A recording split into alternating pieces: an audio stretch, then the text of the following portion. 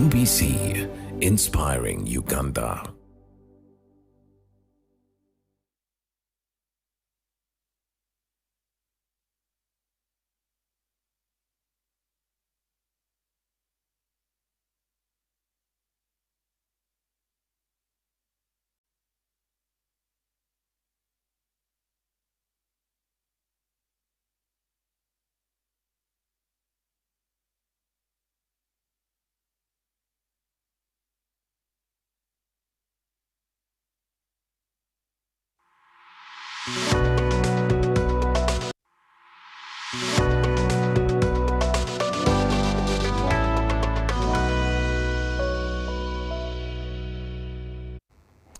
Good evening and happy Eid Mubarak to all of you that are watching us here. Welcome to Behind the Headlines. My name is Timothy Nyangweso. One of the biggest stories that will be developing in the near future is especially the new financial year that we're going to get to.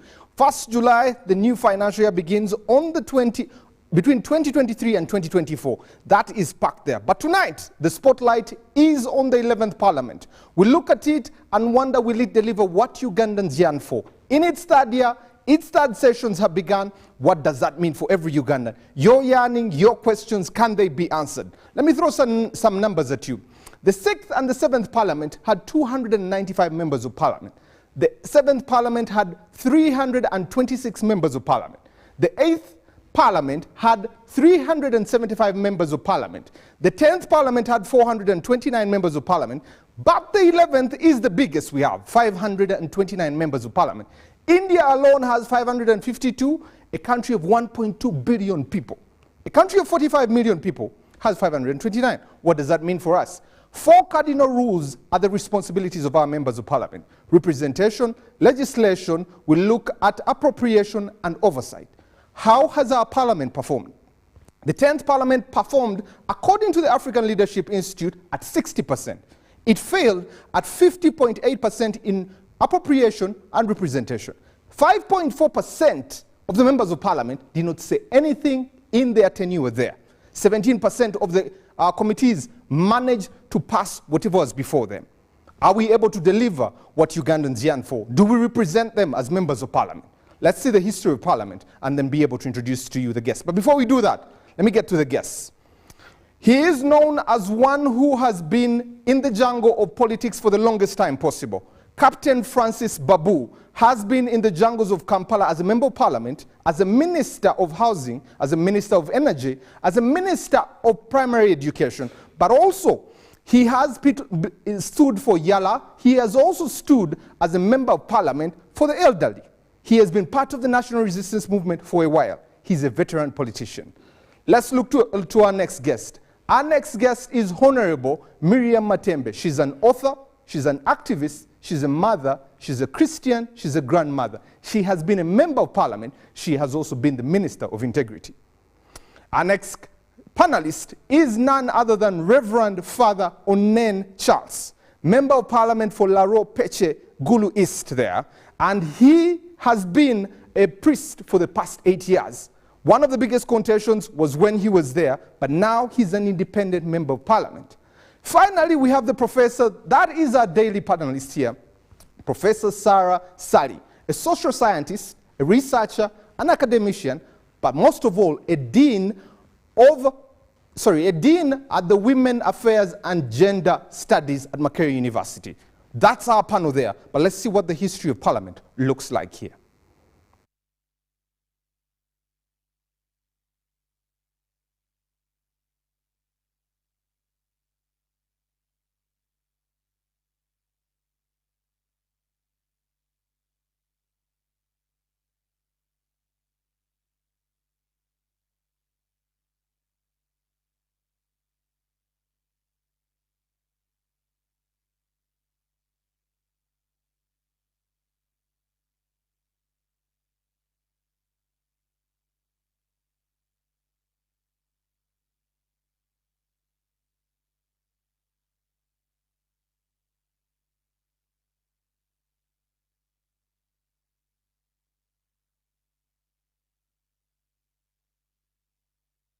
Ladies and gentlemen, you're very welcome. Thank you very much for joining us here. You can be part of the show. Go to our socials there. When you get to Twitter, it's hashtag UBC Behind the Headlines. But also you can be part of this conversation on our number 0709 90 62 25 there. Let us know what you think and be part of this conversation. What do you expect from Parliament, even as the third session begins in their third year, as we get halfway there. Good evening, ladies and gentlemen, and it's good to have you. I think it is right to start with the Reverend, especially being that you are currently in Parliament. Your assessment of your performance as the 11th Parliament. The first session is done, the second is done, you're into the third. What is your assessment and what do you look like now? Thank you, moderator. This is my maiden appearance in this great network. And I want to thank my colleagues, the panelists, and the viewer. Well, you know, I start also by thanking the presiding officers of Parliament, the Right Honourable Speaker Anita Mong Magogo, the Right Deputy Speaker of Parliament, Thomas Tayeba, and then my honourable colleagues, the members of Parliament, for enduring the tough times. Secondly, you know, the 11th Parliament started on a breathing tone with the passing on of the late Speaker, Jacob Polanya, and other members of Parliament. The expectations and the emotional shock were so immense. And people actually thought the 11th Parliament will not perform, but quickly, Parliament repositioned itself. And it demonstrated that, for sure, the Parliament, it is the house, it is the people's house, and the needs, the existential needs and the threats which are facing the society, this Parliament will actually address. And we need to understand that when we are assessing the 11th Parliament might be different from the past Parliament. I was not there. This is my first time, and first time in Parliament. I was not in the. I will not talk about the 10th, the 9th, the 6th. The Babus will talk about Francis Babu. They will talk about. When we look at now the 11th Parliament, I've already stated how we started, but we need to also appreciate that Parliament. It's a creature of the Constitution. And the mandate of Parliament actually stems from the mandate of the what? Of the Constitution, what the Constitution mandates Parliament to. And the agenda, and we can say, the agenda of the 11th Parliament is anchored on that prefix, the Constitution of what? Of the Republic of this country. I'm happy that Maria Matembe defined herself, that she was one of the CA delegate. She's actually one of the participants who, one of those who participated, the commissioner, a lot of things, actually. Exactly. You are the midwife of the 1995 Constitution, I can say. A doctor, moreover.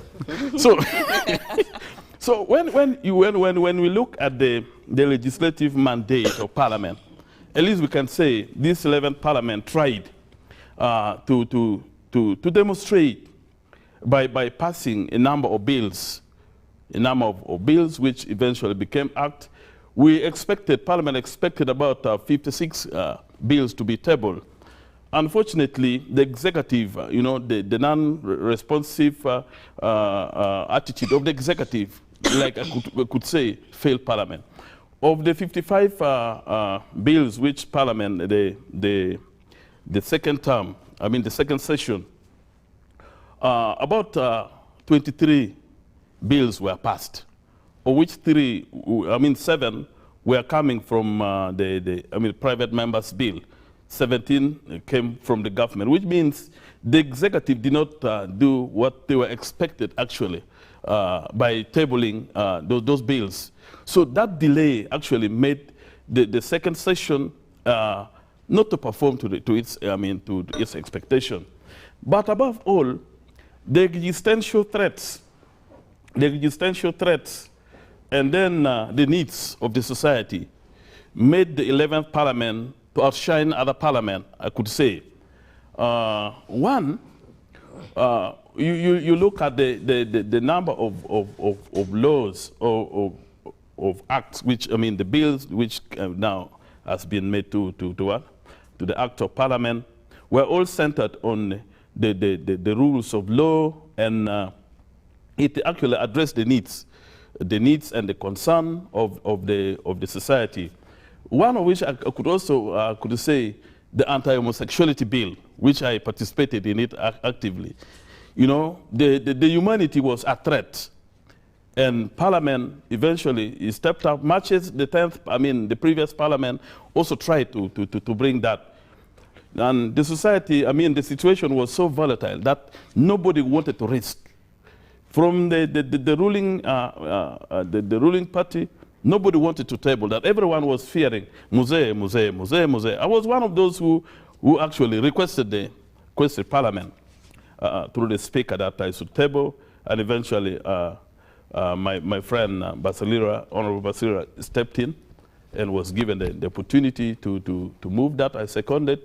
There were also, I could also say that there are also some acts like the market bill, rather the Market Act, the Computation Act. All these demonstrates that Parliament actually, it demonstrated that Parliament performed to its expectation on the legislative mandate.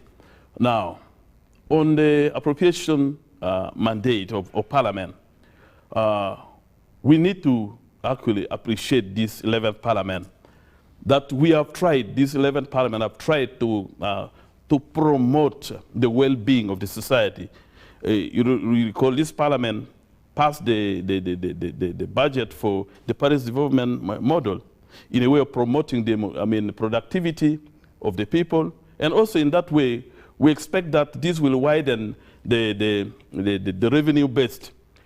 When we talk about appropriation mandate, Reverend, I'm going to ask that we first talk about the overarching performance, then we'll come into the details of the 4 cardinal rules. Allow me get to Dr. Miriam Matembe, who was the midwife, who was part of CA, but also one who loves to be introduced, grandmother, mother, and a Christian. Honorable, how would you score this 11th Parliament? But also in hindsight, one of the quotes I picked from you, especially when you said, I used to go to Parliament, and Parliament were my allies. I quietly worked with them and ensured that business happened.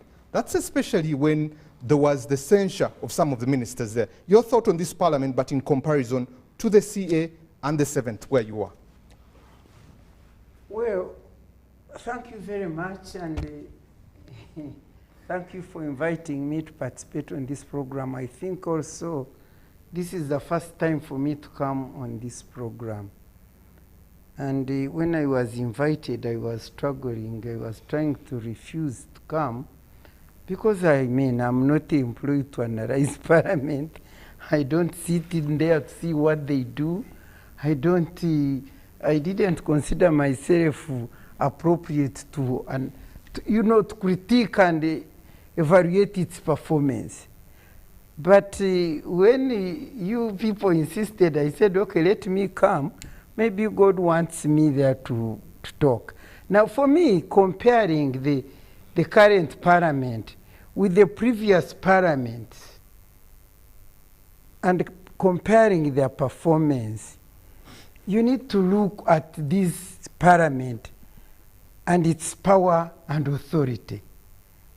I want to say that the parliaments which I was in were a parliament which had power and authority, which, according to the Constitution, the principle of separation of powers was applying.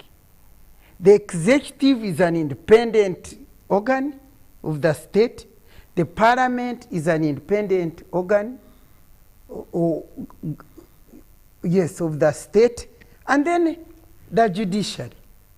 Each of them must have clear independent powers, but they relate and work with one another.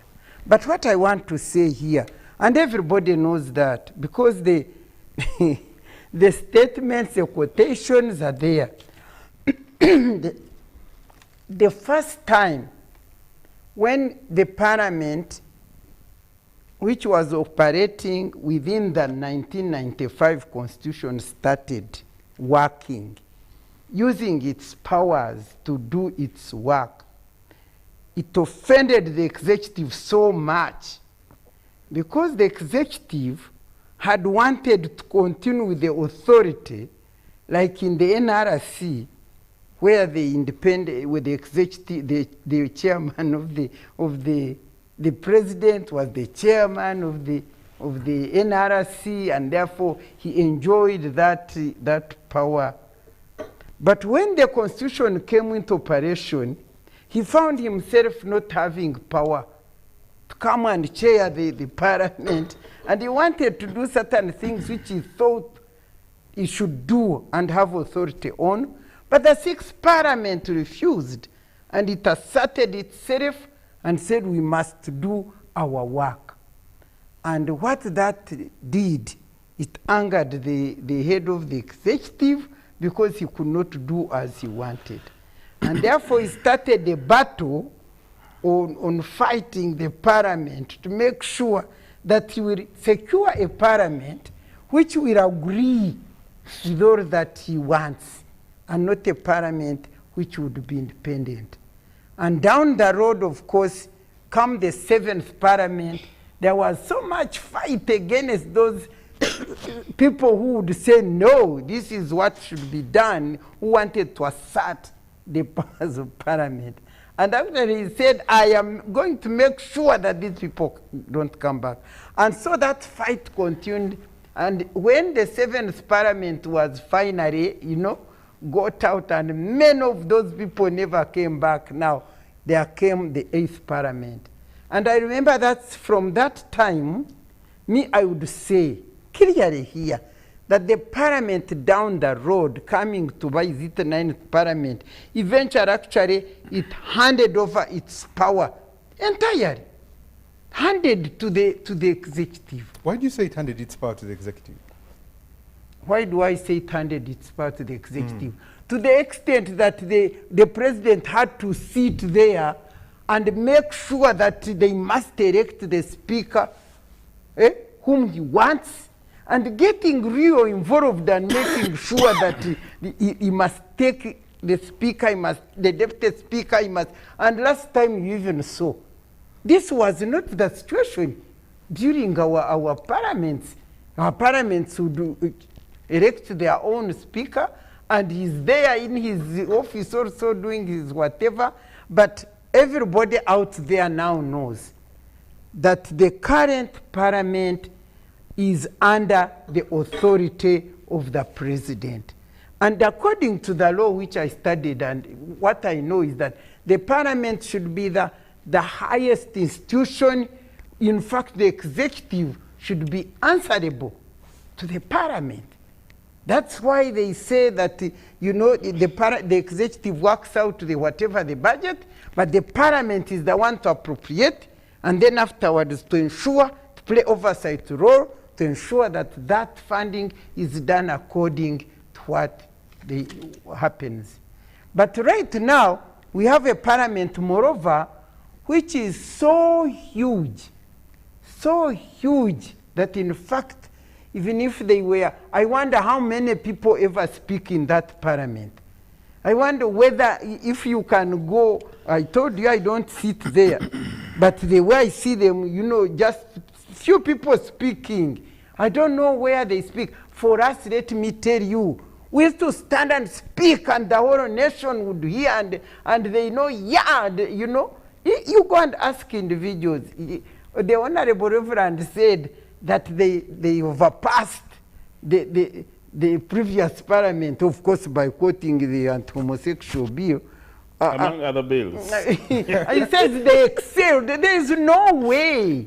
Ask Ugandans whether the current parliament or the two previous ones could ever overtake the sixth and the seventh parliament. Okay. You can't. Thank you very much. Let me come back to you, Reverend. Let me get Captain Francis Babu. You, having been a veteran politician, sat in numerous dockets, the history of this country, especially looking at the legislature, and also knowing that it came from the ministry of the presidency to get its independence. Has this parliament, the 11th parliament, met the expectations of an ordinary Ugandan, in your view? Thank you very much. Good evening to all our viewers, and Eid Barak to all our brethren. In Tanzania nowadays, they say Assalamu alaikum wa rahmatullahi wa barakatuh. They say Yesu asifiwe. They say both prayers. Their Eid is tomorrow. Yes, and it's fantastic. I think it's good that all our people enjoy all this, and we should get away from those religious wars that used to be there. Secondly, I think your question is very unfair. It's very unfair because Parliament grows. Parliament started, and if you look at the history of Parliament in this country, started with the European, the British East African, formed administrations. Parliament started, initially we had only 7 people, eventually went all the way to the Legico in East Africa, and they went on growing. Now growing because of the way the people wanted the administration to be done. To compare Parliament is very unfair, totally unfair, because each Parliament has something good they do. So this question, first of all, is juvenile, as far as I'm concerned. We should have something a little bit more serious. What is the problem with our Parliament? The Parliament, under the present guise, is doing its best to try and do the job they're supposed to be doing. They're using committees more than they're using the plenary. Now that's where my problem is. That's where my contention is. Their performance has been reasonable for 529 people. They have managed to produce acts of Parliament. They have passed their budgets, and they've done all sorts of. But they're using more of the committees than they're using Parliament itself. The plenary, as far as I'm concerned, is not good enough. And why? Because it is too big. Now, Parliament grows. It develops as we go along. But it can also be diluted by the administration when they are carrying out gerrymandering by creating more districts and more constituencies. Now that's where the danger is. The more people you have in that Parliament, the less they will speak. But there is another good side to it. The people in Parliament, you know, you're always saying, let the people of Uganda get united. They can get united in Parliament a little bit more than they can do outside. When they are there debating, all of them debate, no matter which way it goes. Now, the important thing about this Parliament is that under the very difficult administrative problems they have been given of having huge numbers, that somebody in the plenary cannot speak for more than 3 minutes, they're still performing. To me, that is the very important thing. Now, the honorable members have talked about the performance that have come there. Yes, I've seen them. But I think the Parliament is too large for this country. And in fact, you said it very well. You quoted India and quoted ours. And the numbers are about the same. For a country with 1.4 billion, when we have only 45 million. Now, that is where the problem is. That is what is going to pull this Parliament down. Is that the plenary, we are not getting the benefit of a good plenary. Because when the committee has done their work, the plenary is supposed to debate, because not all members of Parliament sit on the committee. Now, I want you to see this, for example. The other day, the budget committee passed something, but how many people in the plenary got the opportunity to speak? And not only that, the larger it is, the more the administrative costs. For a country like ours, that Parliament should not be that big.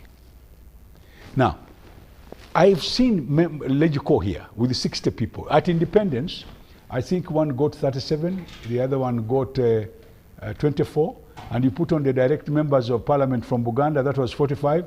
There were about 60-something people in Parliament, which was running Uganda at the time. And they did a fantastic job. It's not the numbers that matter. It is the kind of people you have in that Parliament that matter. And as far as I'm concerned, we have very good members of Parliament. And by the way, the ones you think they go there to spin, the ones which make you enjoy Parliament, they spin the things, those are not the members of Parliament. And I think they are very good members of Parliament, and when they stand up to speak, they speak very well. I've seen members on the budget committee who are extremely good. I've seen members on different committees who do a fantastic job.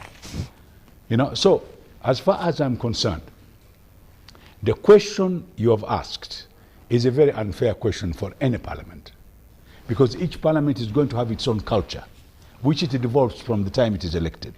And to be a member of Parliament, they don't teach it in school. You learn on the job. So most of member of parliament, they have been orientated, they have spent there some time, and some of them are becoming masters of the game. So as far as I'm concerned, this comparing one to another is not fair. And we have also our culture here.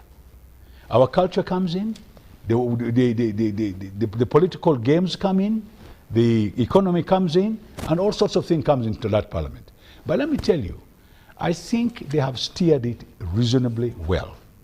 For a parliament that big, to be able to be going up to now, the job has been done very well. Thank you, Captain. Professor, let me come to you. Captain Francis Babu has spoken about it's not the number of people, it's the quality that is within the house there. When you look at this particular 11th Parliament, what have you seen, what were your expectations, what have they achieved, and what have been their challenges? He names it as being big as its challenge.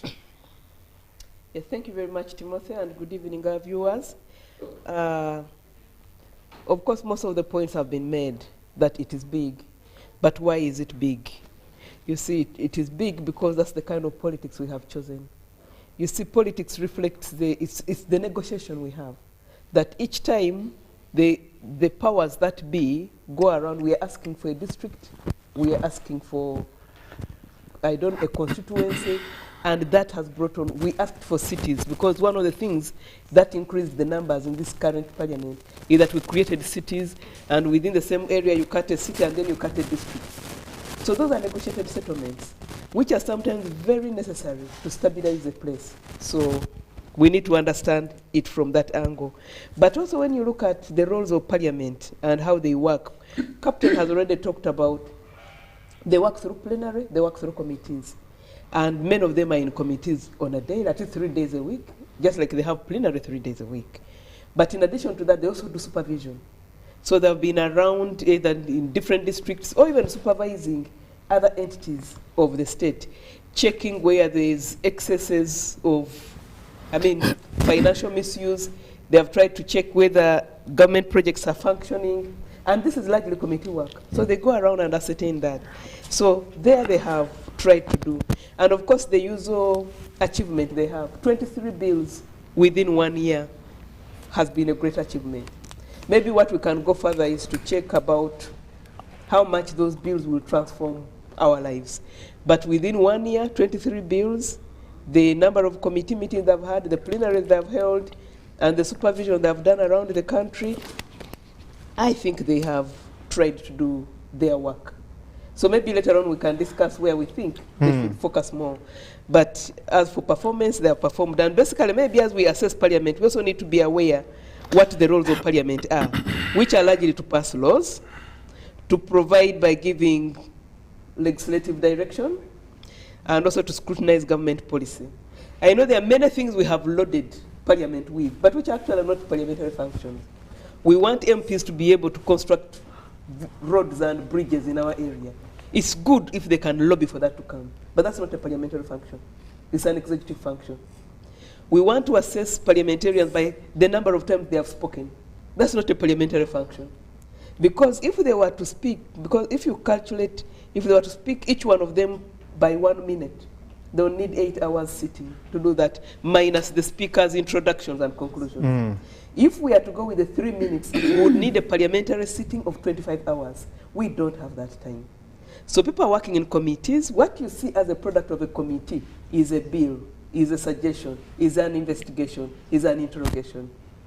So for us to assess parliamentarians from how much airtime people have on the floor of parliament is actually not fair. So I think many speak, but they speak in committees. So we need to do maybe an independent scorecard per person according to the 3 cardinal functions of being in parliament. Thank you. And looking at the cardinal functions you have mentioned, especially representation, legislation, appropriation, and oversight of government functions there, when you look at these functions and look at the 11th Parliament, in which area do you feel they have achieved, in which area are they being challenged, and where can they improve? I think largely they have done a lot, because these are the things which they were assessed on at the end of the year.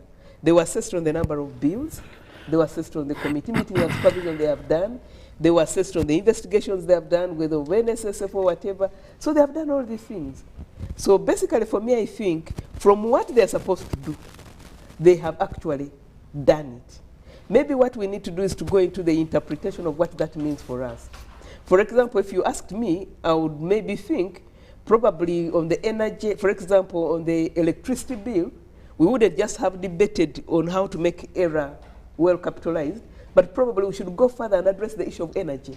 Because if people don't have cheap electricity, then they end up cutting trees, and then we end up with an energy crisis. But that's like a second level kind of discussion. But for what they took them, for what took them there, they have actually done it well. I think it is also a problem when we assess first of all, when we elect representatives, they go on behalf of the rest of us, because there's no space where everybody should, if we said all Ugandans come for themselves, that kind of space is not there. So the functional way is to elect a representative per 100,000 people to go, and those are the constituencies. So they go and sit there on our behalf. So what they discuss there is actually representation. Representation does not mean that if in my constituency this is what I want passed, and it is not passed the way I like it, therefore the person hasn't represented. Once we surrender them to go, they now join a national pool of whether 500 or 400 or whatever number they are, and they plan for this country as legislators. And they have met the basic minimum to be legislators. There are other things, rates of training and capacity building. I know Parliament does that throughout the year or throughout the term. But representation should not be measured by what I wanted, because I'm on so many WhatsApp groups and I go to so many places. Each time people are quarreling with their MPs and how their members of Parliament are not representing them, is because they have not gotten them jobs. They have not brought a bridge. They have not brought a hospital. And each time we see a bridge on TV being launched or a health facility, people come on WhatsApp group and say, those are the areas with true representatives. Ours are dead, okay? So at the end of the day, if everyone engaged in that kind of behavior, there will be a problem. It will actually stifle planning for this country. So we should not measure, it is good that good things can come. But if good things are not coming in your time, it doesn't mean your representative is docile. Your representative has joined a pool and has been allocated by the Speaker or the head of Parliament to this sector, to the other sector, to the other sector. And you also have to to know that people have different political power they can leverage to get certain things. So this does not mean those who are not getting those kinds of things in their areas are not good representatives. I think they are representing, but we need to come up with a better way of assessing representation than by counting how many things are coming to our villages. Thank you. Thank you very much. Professor, some of these MPs promise bridges and all these things and roads, so he's here. What did you promise? Reverend Honorable, let's talk about representation. Some of the members of Parliament have become ambassadors of funerals, weddings, and distribution of all these things and making promises. But let's talk about who the people you represent of Laro in Peche there. What are their biggest pains? What are their biggest needs? As Parliament, where should your focus be? Well, thank you. You know, I promised my people that I will give that servant leadership. I will be honest and true to myself and to my word. And this is what people are witnessing. I did not promise that I will build schools, but I will lobby in case. I did not promise that I will, build a center or improve on that, but I said I will represent them. And this is what I'm doing. Well, going back to the previous speakers, Parliament is the gatekeeper of the executive. We need to accept that reality. And I want to tell you that this Parliament have tried to cap the budgeting indiscipline of the executive, because constantly the executive had been coming with supplementary budget, one after another, one after. And now the budget committee said, no, please, this is not the way to go. Another thing is regarding the external borrowing. The budget committee said, no, we will not do external borrowing. We will concentrate on what? internal arrangement, and we need to discipline ourselves. Different entities, different MDAs, and the ministries have to, we need to fight corruption if we are to progress. And I think this is something that we need to, we need to appreciate. My land sister, she loves the president so much. And not until when she supported Besigye those days, that is when she said. But I think the president is not, the parliament is not under the armpit of the executive. It is not the case. When you look at some of the oversight role that parliament actually performed in this 11th parliament, look at the Lobowa issue, the National Social Security Fund investigation, look at the coffee deal of this Piniti and the rest. The budget committee and the whole parliament rejected. The executive wanted the coffee deal to be passed, and the president was annoyed. We said no. Who is Piniti? And how is this deal going to benefit the coffee growers in this country? The president is saying, Piniti is going to do the value addition. You're not focusing on value addition. Why can't we give this value addition to the local people instead of this Piniti? And in the investigation, they learned that Piniti had only 4% of the 4% share. The rest were locally the local investors. And the names actually could not actually come out. I don't know why. For me, I base myself on honesty. I think some of these things Parliament is stepping on, saying no, we will not allow this. It will not happen. So we should not say this Parliament is at the armpit of the executive. It is not true. I'm a priest and I stand for the truth. Mama Maria. You see what goes on. Yes, you see what goes on. You see, you see the voting of the presiding officers were done in the open. And I want to tell you, it is on record. On the 9th of November last year, Mama Maria Matembe went and prayed for the presiding officers. It is on record. She prayed for the... now, do you bless corruption?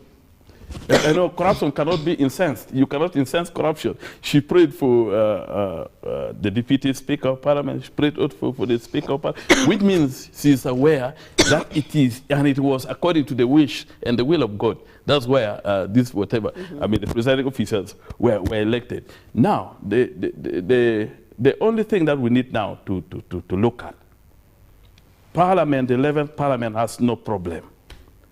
That's no problem. If at all there are issues, then the issue rests on the negotiated problem rests with the what? With the executive, who created the what? The many constituencies, allowing many more members of Parliament to come.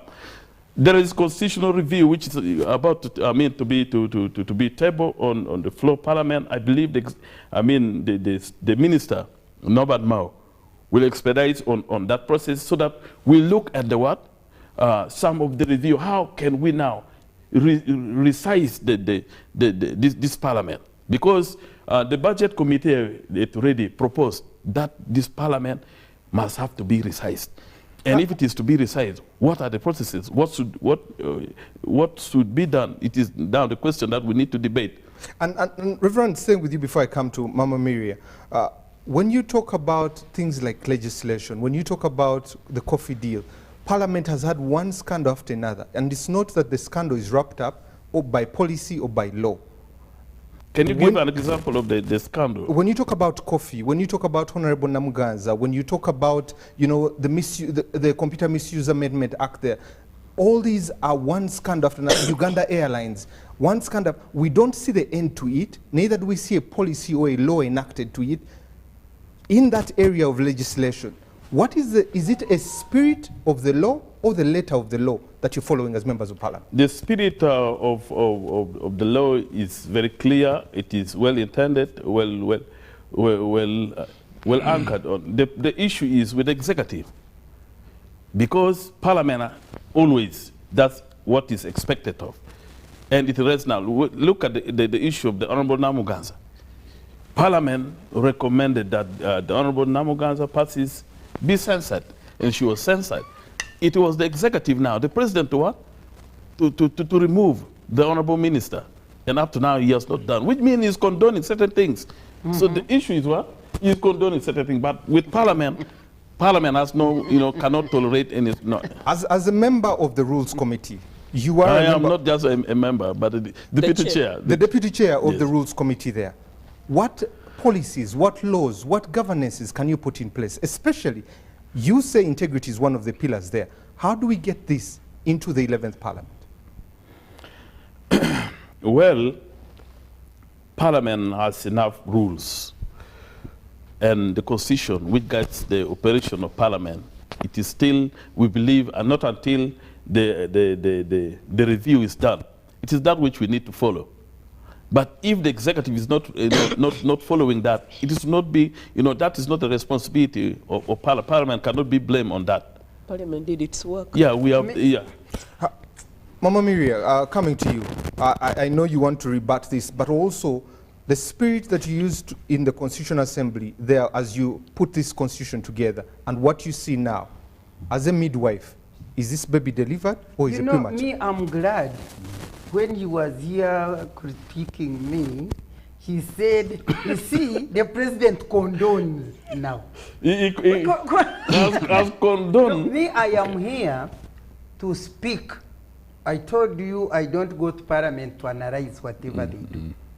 But as a former parliamentarian who worked in parliaments that impacted on people and influenced direction, mobilized people, they became educated, they learned their rights. The levels of gender-based violence reduced because we were there. So I'm talking from that background. As a person who has ever been in Parliament, and for many years, by the way, and by the time I left, I mean, Babu is here. Yes, he's saying, oh, this Parliament is very good. He has given it all that marks. But you go and ask Ugandans, for instance. I'm coming to that If side. you say, who is the member of Parliament for this constituency? Many people who come to me, I talk. Because although I rested, I have not rested. All these people whose challenges we used to deal with have nobody. They don't have people to attend to them, especially the women who come to me. They are suffering. I don't know what to say, but he said, to agree with what I say, that Parliament sits and decides, and the president does what? Condones certain wrong. I mean, I was in Parliament. I was a minister for ethics and integrity. And there were these corruption, and we censured 2 ministers. And the moment we censured, they went home. A censured minister comes to Parliament and stands up and speaks to parliamentarians. I want you to tell me, is the Parliament enjoying its dignity and its honor when it decides and censures a minister, and the minister still comes to present or whatever? Now, recently, with this saga of the Mabati, you go, you arrest a minister, and he goes being prosecuted, and they question them. The Parliament questions these ministers, and eventually the ministers are now there. I mean, I can't understand. I will not be understood by maybe many people, but the public does understand me. Because you are either a Parliament with honor and dignity, which is highly respected, to do its responsibility, and when it stands and does it, it is accepted. Not coming and say, here I will do my own thing. Okay? That is one thing, which is in line with the Constitution which you are telling me about. Now, for me, I don't know. For instance, when you go to my constituency there, they will say, for us, women in this district, we Matembe and Byanyima. They keep telling you, you go there. I don't know whether you have visited our area and asked them, to be honest, what answer you would get. We shall go there. And therefore you say, How? Since 18 years ago, Matembe and Byanyima went long ago, and people followed. And when you ask them, who is your member? For us, we don't know. For us, we don't know. So for me, when you talk of, say, representation, what kind of representation are you talking about? That now, you have these government programs. What is going on? Eh? You agree on certain decisions. And your responsibility as a member of parliament, this Babu knows. Eh? You go back, you talk to your people, you explain to them what is happening. They also raise their issues. You know what? You come and raise them also. And then that is the kind of representation. And they would know, well, he took it there, but this happened and the other one or whatever. But what I want to say very clearly now, the problem with parliament, and should I say members of parliament, because members of parliament make the parliament, and the public, they seem to have forgotten the role of a parliamentarian. And the very people who go to campaign do not know their role. And if you don't know your role, can you come and play it properly? Because for me, I was there, I know circumstances change, but when circumstances change, your role and responsibility doesn't change. And I can prove what I'm talking about. The people currently, the people who go to parliament or even local government or to politics, they are not service driven. I can assure you, and I will prove it, they are not service driven. They are driven by what they will get out there when they reach there. And so what happens? They tell people lies. They borrow. You can imagine the other night, I saw members of parliament being arrested. They are taken to prison because of indebtedness.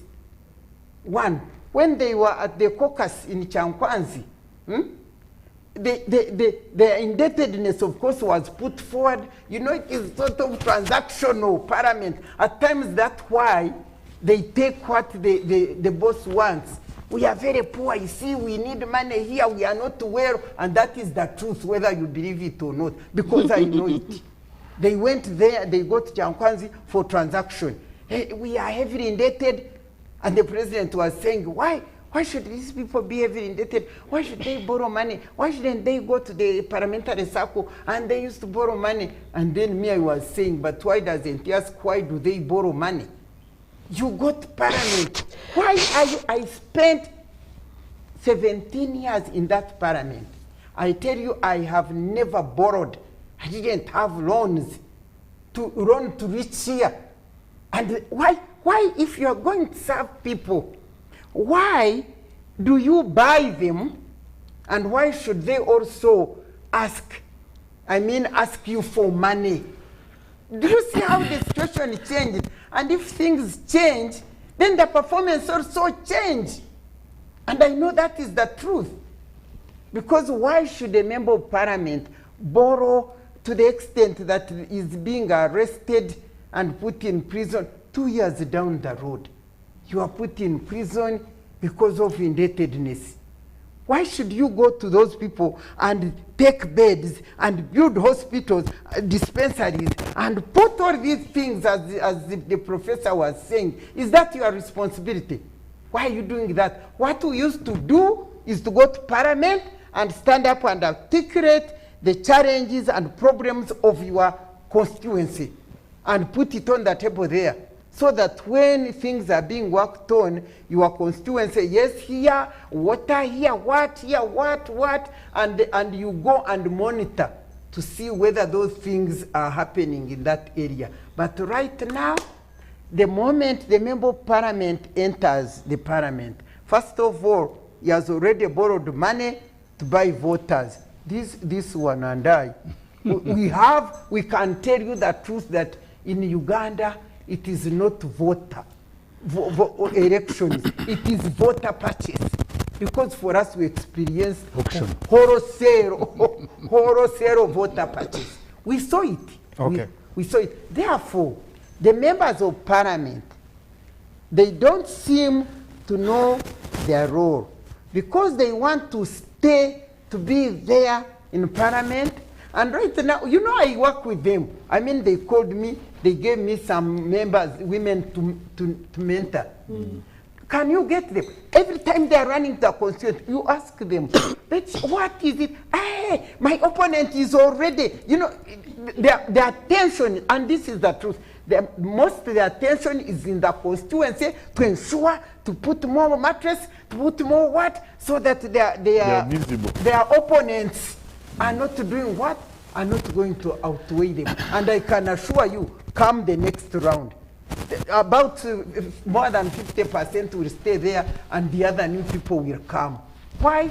Because of perceiving the role of parliament as the provider for services. Okay. When in fact it is not their role. Why should they go? Why don't they do their role? And why don't they become leaders? I used to tell the people in my constituency, when they say, Madam, I say, you elected me as your leader, and I come and discuss what you want, and we resolve it, and then we see what we do. You are not going to tell me now, you do this, do this, do this. I'm the leader, I'm giving you direction. Okay. But now, they say, bring 20,000. Oh, I'm going to do this, I'm going to do this, burial, funeral, wedding. All that nonsense is giving them the indebtedness, and in the end, you can see what is happening. Okay, let me bring in Captain Francis Babu. You said committees, you'd give them a high mark, and plenary is coming down. But we as Ugandans don't see the committees, we see plenary, and even with the 3 minutes there. But let me get to the public. Have we cheapened ourselves to salt, a bar of soap, that's why there's a reflection of parliament on who the public is? Thank you very much. You've now asked a question which falls into that question, what is politics? And somebody brought that point up. Politics is the management of society. And when human beings sit down, they try to find better ways of managing that society. What we are talking about, what I've been hearing here after the first round, we're talking about behavior and character. And we are talking about us as Ugandans. The first question I'm going to ask you, and that's, what is the causes of all these problems? We should try to find what the causes are. One thing is we adopted what they call the multi-party dispensation in this country. The question now that will follow that, do we really understand how to work within the multi-party dispensation? Or are we learning, and learning probably the wrong way? Then comes something like P.L.O. Lumumba, Professor P.L.O. Lumumba said that the easiest way to make money in the world, in Africa, is to join politics. And therefore, it is thought that's the best way to go. So all the businessmen who want quick returns invest their money in becoming members of parliament and becoming leaders of government. Now, that's the behavior you are talking about, we have been hearing here. As opposed to the question, what has this parliament done since they went there? I told you about the committees, I told you they have done most of the work they're supposed to do. Their oversight is a little bit of a problem, but that is because, again, because of the numbers. Now, going back, if we do not understand how to manage our society, and we think by expanding, and that's where I don't agree with one of the participants, is that the politics is that you allow people because of cities and whatnot. No. No, you must gauge what sort of parliament you are going to have.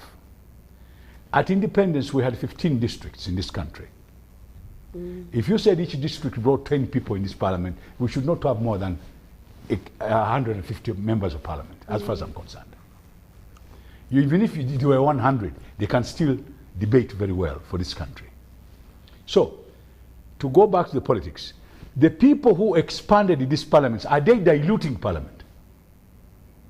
Are they trying to dilute it? Is this the way they can control it? We've heard of a lot of corruption in parliament. Is it there? They've talked about people earning money, and people were walking around with money in parliament. You remember recently, somebody was walking around with money that he's returning the money they gave him. Others kept very quiet. Even some parties started fighting among themselves, the different parties in parliament. Then you hear that committees are given money on certain debates. Is it true? Is that the behavior we're talking about? Do we have a character problem? So, if that is what you want us to debate about, that is not the question you asked about the performance. Now, if all these things they're talking about are true, how do they affect our parliament? So if we have a constitutional review, why do you want some of us to say that we should reduce parliament? For me, it's very simple. The administrative costs of parliament, depending on our budget, as far as I'm concerned, we can't afford it. It's very, very expensive. And we can do better by a smaller parliament and be able to pay them very well. And then we are supposed to, according to the constitution, we are supposed to give civic education to the people of Uganda how they should elect their members of parliament. A member of parliament, they have given you the function they are supposed to do. Oversight does not mean buying an ambulance. Oversight does not mean going to funeral services. Oversight that, now we have a problem also with culture. Now we've got to sit down and say, but wait a minute, we are in Africa. How do we get our people to understand a member of parliament? During elections, they say all sorts of things. There's one guy who stood up during the election and said, when you have elected me, I shall share my salary with you. Since that time, they've never seen him again. Then you get somebody buying an ambulance. Now, an ambulance is a technical thing. The people who drive them, the people who look after the sick people in those ambulances are trained. Now, you are bringing an ambulance, it's like a pickup that's going to pick up Matoke in the village. So, as far as I'm concerned, if you want us to talk about the character, and not all members of parliament, but let's get it point. There are 529 members of parliament. I'm sure a small percentage is doing that and is in every newspaper because they want visibility. You see somebody standing in parliament and even telling lies in the debate. He's spinning. He spins a whole vote and starts insulting other members of parliament because he's got immunity and gets away with it. Now, those spinners and those ones who want visibility, we know who they are. A parliament is supposed to have people who are extremely trained by themselves, who orientate themselves, and who talk about issues, not personalities. So these are the things that, if you want us to talk about the behavioral status of that parliament, I can assure you some of it is not very good. But by the way, the people who do that are very few. If you look at even the television, look at the news, it's the same characters. But the majority of them, in committees, they have done a very good job. And they have tried. But the circumstances are very difficult. The political environment outside is not very good. You hear what Madam is saying. The people are asking, where are you? We don't see you. We want a bridge, we want this. Because they've been given the wrong impression what a member of parliament should do. So an African member of parliament has got another problem. Apart from what is in the constitution, he's supposed to be a teacher of his constituency. And be honest. And tell them a member of parliament is supposed to do this and stop telling them lies. And to make that easy, you must call them into meetings and bring the other people who are supposed to do the other jobs that they are talking about. For example, if I was a member of parliament of any Gomborara, for example, where I was, we would sit with the people. I would bring the people from city council to tell them what jobs city council does. I would bring somebody from the Ministry of Environment to tell them what job they do. I would bring somebody from the finance committee, especially microfinance, to tell them what microfinance is all about. You cannot, as a member of parliament, tell them lies. I'm going to get you a loan. I'm going to do this. That's not your job. So when I was a member of parliament, I would hold meetings and bring those people who are supposed to do the jobs they're asking for. The person who do the roads, the people who do the garbage in Kampala, the people who do medical treatment, where the hospitals are, how it is done, and then these people will tell them exactly what was wrong with those hospitals. then they will know that their member of parliament has gone and brought all those people who are supposed to do these jobs. But it's not the member of parliament who does those jobs. Oh, Captain Babu, before we take a break, Yeah. have we cheapened ourselves as the public to salt and bars of salt? Yeah, Why? Because the same people who are supposed to be teaching us are the ones who are telling us they can do those things. Like the example of the man who says we can share your salary every month. When I become a member of parliament, I'll share a salary with you members in the constituency. Now, and somebody who says, I've bought you see, because this government is not good, I've bought an ambulance, they can take you. When the time comes to use the ambulance, there's no fuel. Okay. But maybe just yes, on that one, since he's there, shouldn't he also tell us how easy it is to convene people? Because in your time, it could have been easy to convene people, maybe in Kampala, to come and listen to you. Now, what happens up country is even to convene them, they want to be paid. No, madam. Just recently, the Kampala here, they were meeting. Yes. Yeah? And the mayors were calling people in their area. Disenchanted people.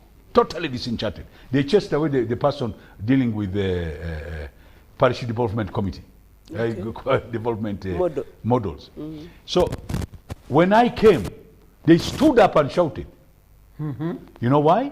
Because I used to tell them the truth. Precisely. Okay. Don't tell people lies. Now, tell them the truth. So, Honorable Father, can you convene them without transport refund? Professor and Reverend, let's take a break. When we come back, we engage in this debate more. We're going to take a quick break, and when we come back, we'll be analyzing the 4 cardinal roles, but also speak solutions. Can our parliament be split? Is there a problem with our model? Moving forward, how can we get there? This and more after this break.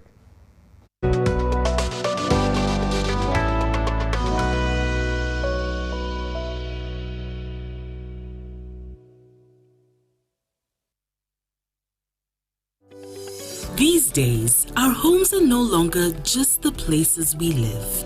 It's where we attend meetings, go to class, keep each other safe, and entertain ourselves. To do this smoothly, you need a reliable internet connection.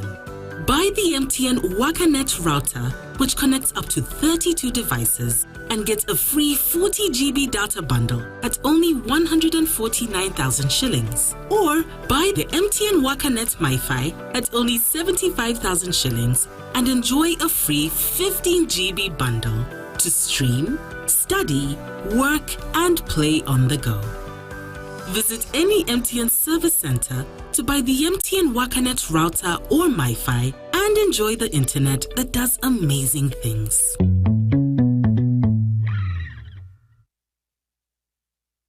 Do you know your architect? Is your architect registered?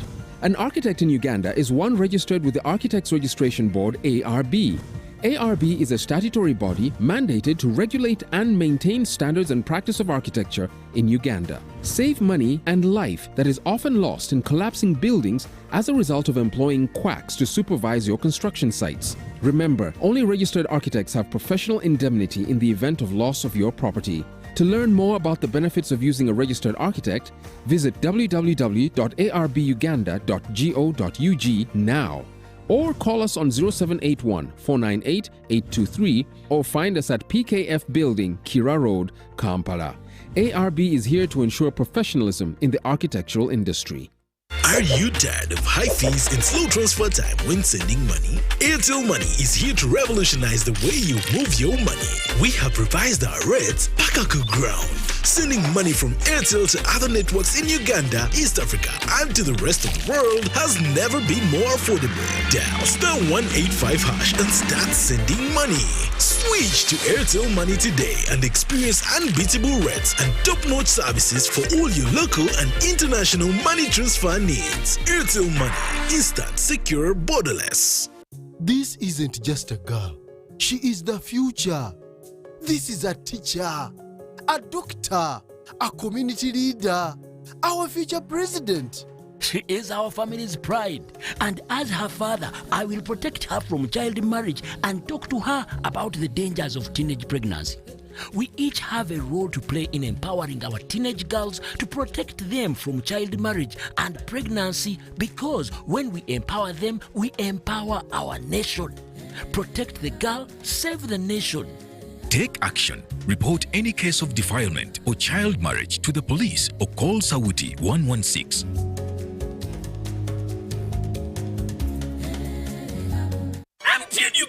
Uganda waranchi bakusako manrane chikona tera tekobo seko season yakuna savu July kuma Mount Papa's Hall usasule kwa MTN mobile money usasula gumu chitundu MTN usasule nega nkomitano iga stemu kagatano stamu enda munana hasha kwa MTN ufune tiketi yokati wabona kumulyango usasule mitwale ebiri yepe mitwale 5 ate meza ya milioni 2 munana July kodi ni hotel mkono wenda July Nikan Resort Weza 15 July France Africa Jinja Habili mbili July Maria Flema Saka Habili mwenda July Afro Club Eka Sangati Ate yoyo noku yingi na mutualo Wafujini dwa musente Talent Africa Victoria University Suzu Property Consultants Pepsi Max Uganda Warranty Ne MTN.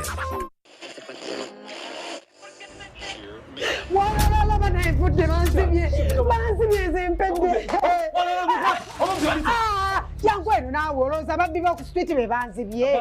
Saabo kankubulire natikka ebintu byange okuva China ne bangamba neetaaga tiini namba. Nze nga sigirina neetuma omuntu omulala abindeetere. Kati ngenze mu URA baŋŋambye ebintu byange tebiri mu manya gange era si byange mbu sayina tiini namba. Nze kati nebya tiini namba sibitegeera. Ana enfudo busete newola mwewole yetini namba byebiki manange sente zange tax identification number oba jite number musubuzize wani sabiwala asasulire emisolo kati ebyebize njifuna ntya bambikola ntya ebintu babigonza oyinandaga mu injirina ogenda bugenzi ku website ya URA www.ura.go.ug aho nolondako e-services then nogenda ku tin registration aho n'oteeramu n'ennamba yo n'omwaka gwe wazaalibwamu amannya go gajja kwereta automatically awo n'ojjuzaamu n'ebirala bitono nnyo ebyetaagisibwa ng'ennamba y'essimu yo email address yo ne gy'obeera era nga bino osobola obisanga emabega wandaga muntu yo then n'osubmitinga nga kamesagi kajja direct ku ssimu yo mu ddakiika ntono nnyo nga sina bannange bintu bikolera ddala bannange obugayaavu kibi omanyi nti obugayaavu bukuza bannange weebale Dangote bannange omponyeza omanyi ebintu byange bingi byowonyeza okubbibwa nzizeyo mu URA mbalage nti njirina okubeera ne tini namba kikuyamba mu bintu bingi nnyo okugeza mu kusuubula n'okusuubuza eby'enyumuguzi mu Uganda ne wabweru wa Uganda okuddizibwa ensimbi okuva ku misolo gy'ozosasula okufuna looni mu banka ez'enjawulo okufuna layisinsi okuva mu government agencies zonna okuwandiisa emmotoka yo n'okugula oba okutunda ettaka. URA tukulaakulanyize wamu Uganda.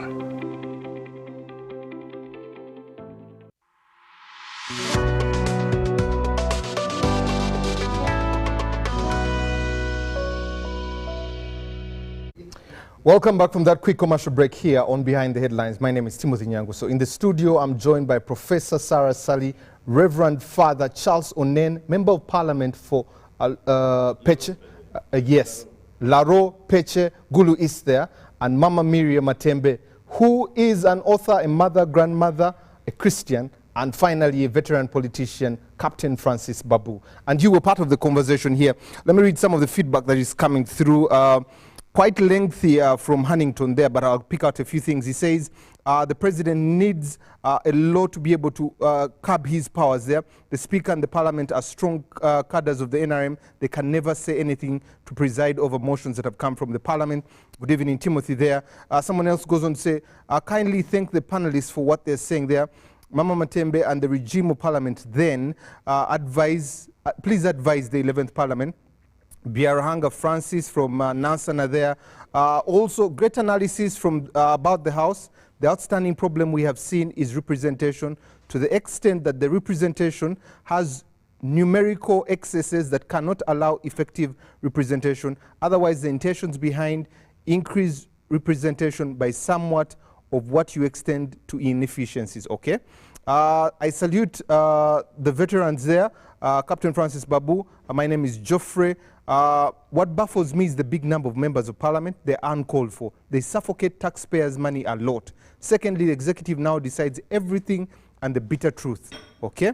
Finally, the truth is in white and black and white there. The current parliament has no dignity, just a bunch of survivors who have more problems than their voters. I concur. Mukisa David from Tororo there, okay? Finally, good evening.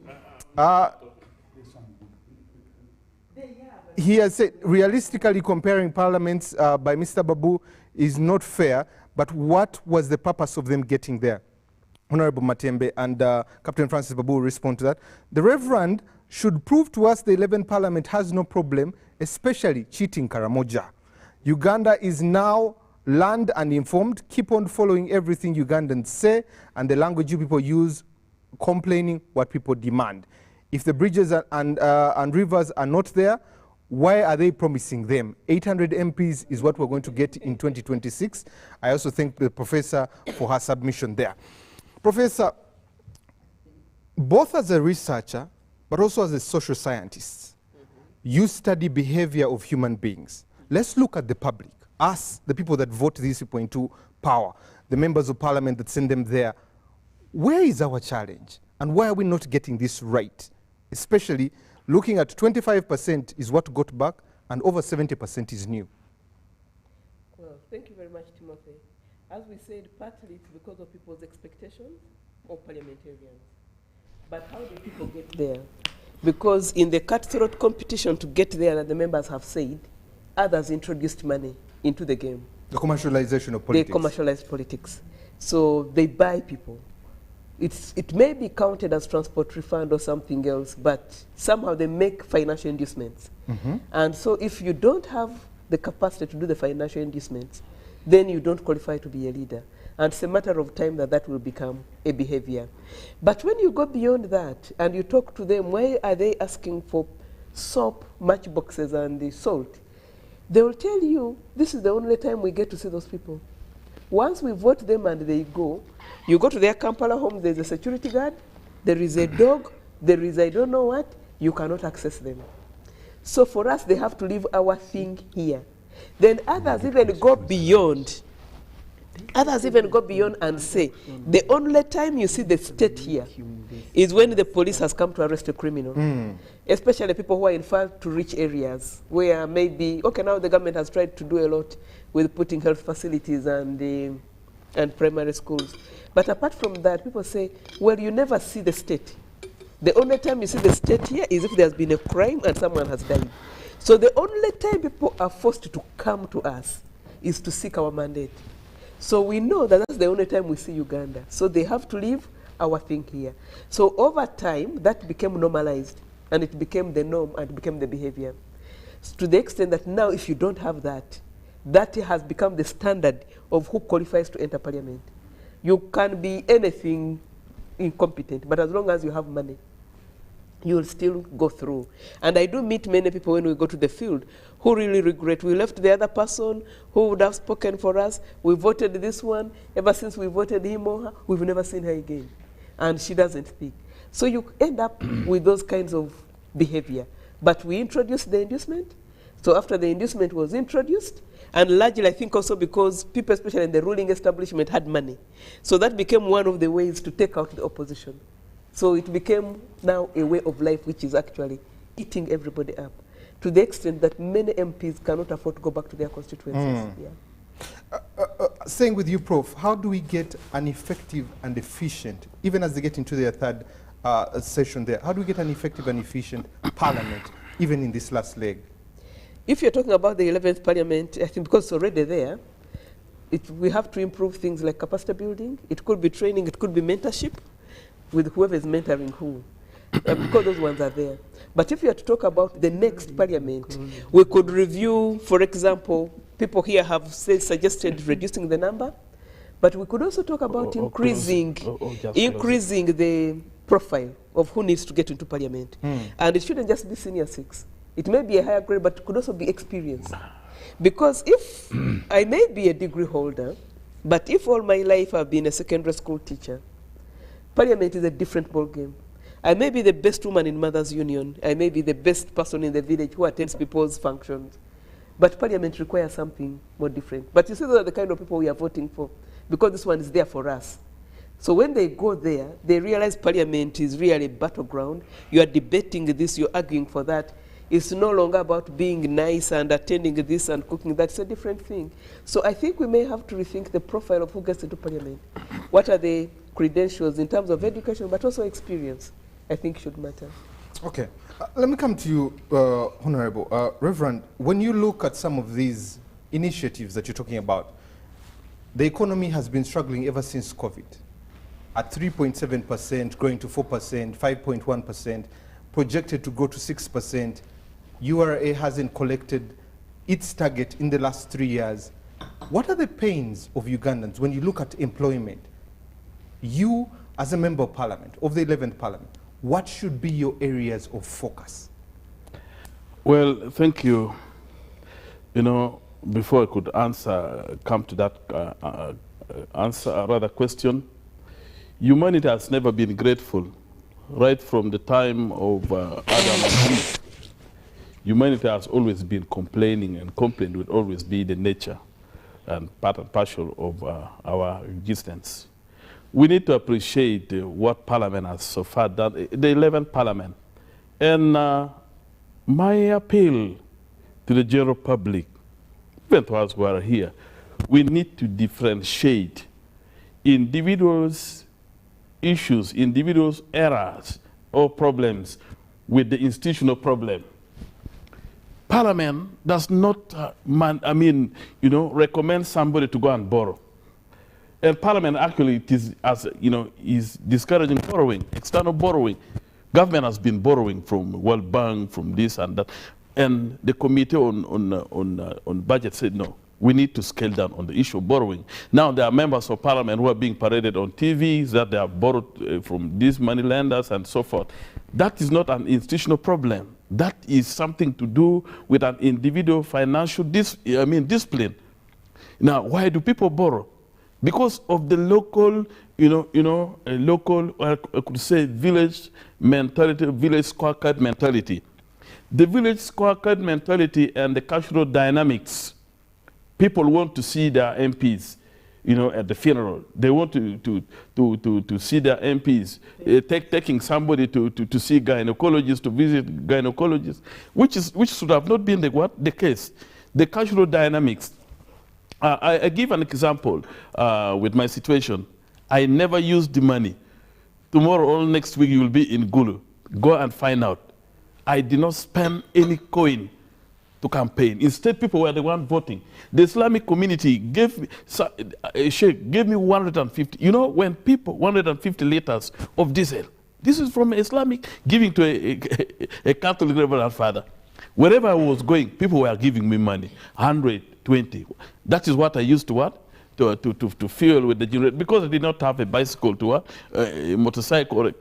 People, you were giving me money. Once people have learned that you have something to offer them, they will support you. They will not demand for money. A situation comes now when people, sees, sarcastic can create unnecessary demands. Somebody who is not, there's no another alternative. And now they look at so and so, yeah, it's a better alternative. But before he goes there, he or she goes there, we need to milk him. We need to milk her. And those who are not sure of their, that they will come back. They're the ones who are always what? Buying voters or giving money to voters, doing this and that, promising ABCD and the rest. Now, coming, when we look at the third session of the 11th Parliament, just yesterday, Parliament passed the Sports Bill, the Sports Amendment Bill 2023. And if it is ascended to by the president, this is going to be a big boost to the young generation. We have 74% of the young. Uganda is the youngest population in the world, with 74% being the youth. And now, the talent employment is going to be what? Going to be enhanced with this bill. In a way, the unemployment will be dealt with. That is also one of the areas. Now, Coming back to the question you have asked, as an individual, I cannot promise much, but Parliament is a collective responsibility. It is a collective responsibility of all. The collective responsibility of all the political divides. I've seen with the 11th Parliament, unlike in the past, which I used to read about, those in the opposition, actually, they have understood that pulling ropes will not take us far, and that's why the opposition and the other, the ruling party, almost we are working together. We are working together for the common good of the local person. A demonstration that the 11th Parliament and the Parliament actually is a centered people Parliament, and that's why I strongly believe that this 11th Parliament will deliver. Coming to the issue of the Karamoja scandal, it is not an issue, it is not the scandal of Parliament. Much as names of some members of Parliament or ministers were mentioned. Actually, law does not permit us even to discuss about. It is prejudice. It is sub judice to talk about that issue. It is now the work of the DPP and the IGG to investigate that and then come with logical conclusion that yes, ABCD mismanaged this and that. That is not Parliament. Parliament never corrupted, never cheated. Instead, Parliament appropriated money to be given to the vulnerable, the cattle, former cattle rustlers in Karamoja to improve the livelihood of the people. But you still have the role to have oversight. Parliament actually went and investigated. Parliament investigated and the report was stable. And the report, when the report came, it was already being investigated. We realized that, it is against the rule, our rules of procedure and the Constitution, because you cannot debate something which is already in the court of law. It will be sub judice. That is very clear. Our rule 223, it talks about that one. About what? An issue which is sub judice, you don't discuss. Maria Matembe, you were once, a committee member of the rules of procedure. You know that aspect. So, but still, the people in Karamoja doesn't change their plight. As representative of all Ugandans, even if you're in Laro, you still represent all Ugandans. And these people still suffer at the cost of a few people. Does it still justify Parliament not getting involved? One, you see the plight of the Karamoja people, it is not the issue, has not started with the issue of the iron sheets. We have so many Karamoja children on the streets. And Parliament in the past, during the Matembe's era, talked about this one, that let's get away, let's make these children be repatriated, be taken back to Karamoja. They were taken back. And now they came back to the streets of Parliament. That is not the problem of Parliament. Parliament made a resolution, let these children be reinstated, be taken back be taken home. Parliament did its part. So Parliament has no problem with that. The issue could be on the policy which is now not the work of Parliament. Mama Maria, looking at the Parliament, how can... The implementation of the policy is rather... I told you of authority and power of the institution. Do you have it? Anyway, Parliament has the authority. Look let me give you an example. On the issue of the coffee deal, I talked about that one. The coffee saga of Peniti. Parliament said, no, we cannot give money to this Peniti. Who is Peniti? Parliament investigated and found that this Peniti lady, this Italian lady, married to an Egyptian, has only 4% in the share. And the other 96% of the shares were being owned by the local investors, by Ugandans. Reverend Father, are you saying this bill cannot come back about the coffee deal? I'm not sure. Because you did purge it by I am not sure that it will come back. Even if it comes back, we represent the coffee growers. Okay. Let me bring in Mama Miria. And we shall not allow that. How can the 11th Parliament successfully do its role of oversight of the executive? But me, I don't know why you even ask me this. told you I didn't want to come here. Being a lawyer, and also now this one is talking of coffee. How did the money of coffee end somewhere to go into somebody called Rugabogo who will be utilizing it? I through Parliament. But how did it go there? It was not Parliament. Let's talk now, because for me, some people are here to defend and defend and defend. But me, I talk for the people of Uganda, and you saw the comments which they were giving. Because you can come here and defend your parliament, but the parliament is people's representative.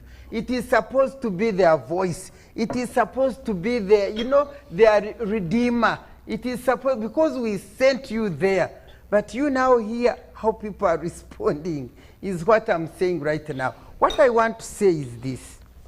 The context, Honorable Babu was talking of the changing environment and whatever. As a former Minister for Ethics and Integrity, I want to say that the level of ethical value degeneration and moral decadence in this country is so low. It is just too much. It is just too much. And how it came about, it actually was introduced by the government itself. You remember, if you go in my old videos and look at them, the CAC envelope, it started as a CAC envelope. Until now it became as a bag. Hey, it became a bag. And during your time when you were Minister of Ethics and Integrity? It was, we were not buying voters. We were not, like you have talked. Like you have talked. Miriam Matembe, I'm telling you. And I would go there and say, well, I remember one time when I was campaigning, when we were about to get out, I went to the campaign, and people were showing me like this. I said, what is this? What is this? They said lubrication. I said, lubrication for what? He said, we are thirsty. And I said, excuse me, you people there are thirsty. You want me to give you a drink? And I said, I was running a constituency which had 49 sub-counties. I'm telling you, these people are just joking. My constituency had 9 counties and 49 sub-counties.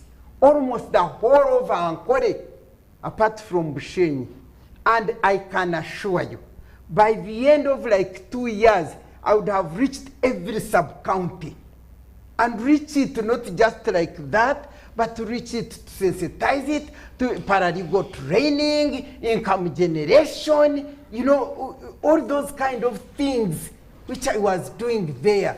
As a member of parliament, as Babu told you, because we work with people who are ignorant, whom you've got to educate, whom you've got to empower, and then things would work. And I told them, look, I'm the one who has been traveling and talking, campaigning. So I'm the one who is thirsty. So you can't ask me for a drink. Secondly, I told them, Auntie Banyankore, what is the culture of Banyankore? It is, a guest is the one who is given a drink. It is not the host whom the guest gives what? A drink. And I would tell them, you, for instance, how many people came here and gave you? If anybody gave you and you want me to give you, so who will you vote? Me, I said, I would quote scripture and tell them, come you who are thirsty, and I give you a drink. And I say, go to God and he'll give you a drink. And I would pass, and they laugh. I said, this woman is crazy. But the votes would come. Because the moral values, and they knew who would serve them. Now, what has happened to the public? This horror issue, and me, I'm sorry when I speak my mind, it's not because I oppose or whatever. This horror idea of wanting to stay in power for life causes problems. I mean, we should speak the truth. It is the cause of all these problems, entrenching a self-stay in power forever, and therefore you must ensure that you give people, you buy those people who will not even come and talk. I remember one time when we were talking and the president told people, but people are sleeping. He said, you vote them. When they come to parliament, they will sleep. When it comes to voting NRM, they will wake up. Don't care what type of people they are. When I come here, I tell you the truth. This kind of is it factors or facts and the environment has polluted the whole political system to such an extent that you cannot now, Babu was saying, don't compare the past. The past is gone and the current is here. We are analyzing the current and we are saying its effectiveness. And effectiveness depends on what the outsiders, those people you are representing, what do they say of the current parliament? They say, now going to parliament is about eating. And indeed it is true. Babu and I were in parliament. The vehicles we drove, we bought, they gave us a loan and we got the vehicles. And so we used to pay for the loan. Parliament was giving us nothing apart from our allowance. 1 million shillings. Me, I used to get or something like that. After tax. And with the tax and everything. But the current parliament comes in here, already they are heavily indebted, and they come in and they have their commission and they give themselves so much money to begin with. 200 million for a car, and then let me tell you, members of parliament who entered there, within 1 year, they have already built a mansion in their areas. Now, what sort of parliament is that? If it is a transactional parliament, if it is a parliament whose roles, I'm saying members, they don't, and I can assure you, if you have not borrowed, but you go to, majority of all those members, I'm telling you, on the day even before they sworn in, the bankers were there and they were borrowing and buying things which government should do instead of articulating on the issues that concern their areas, and then the work is done there. Yes, he's talking of the laws. Nobody's objecting to the laws. But we have seen laws they pass, we never hear them of implementation, and the oversight law does not ask us to why. For instance, this gender-based violence, which has increased. Imagine recently in Ushenyi district, 330 girls, 15, 17 years for the last 3 months are pregnant. And nobody's raising even this issue. Nobody's talking about it. And even those who were impregnated during COVID, we don't know where they are. And when you say it is not our role, it is the role of oversight and to ask you people, what has happened? What has happened to all these girls? What is going to happen to them? You see women raising them up. One of the reasons why a woman position was created was to ensure that the issues concerning girls, concerning women and so on would be articulated and would be followed upon.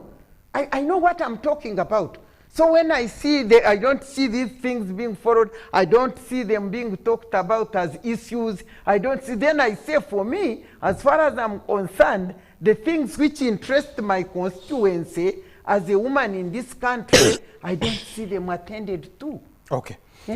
Reverend, you wanted to say something before I get to Captain Babu. Thank you. I want to thank my sister for saying that there is moral degeneration in this country. Yes, this government has invested a lot on education, on infrastructure, on agriculture, on security, but one thing, the government has not invested on the security. I mean, on the morality of its citizens. You know, morality is the backbone. Moral value is the backbone of every society. And it is the responsibility of each and every one of us. Now, we don't need to point fingers now at the government. But the government, at the same time, can also what?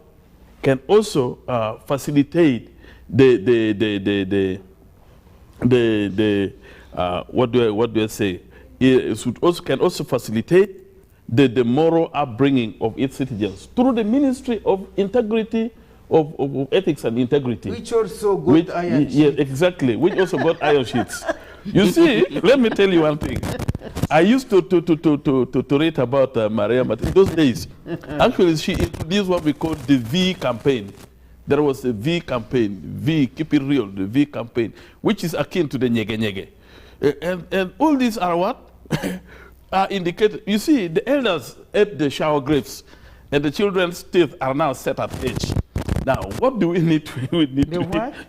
What are you talking about? Philosophy. You know, when you are talking and you attack Matembe for nothing. No, Matembe. As the Minister for Ethics and Integrity, everybody in this country knew what Matembe you know, was I was referring. referring. You are the one wanting to negate it. I was referring to the V campaign. What is that? The V campaign during your tenure of office. Introduced the V campaign and the nyege nyege. No, you did not introduce that. It is akin to the nyege nyege of today.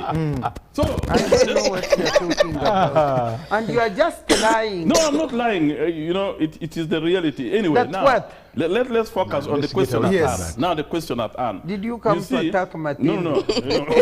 So leave her alone. The question, the issue at hand. You see, let's appreciate the leadership of His Excellency, the President.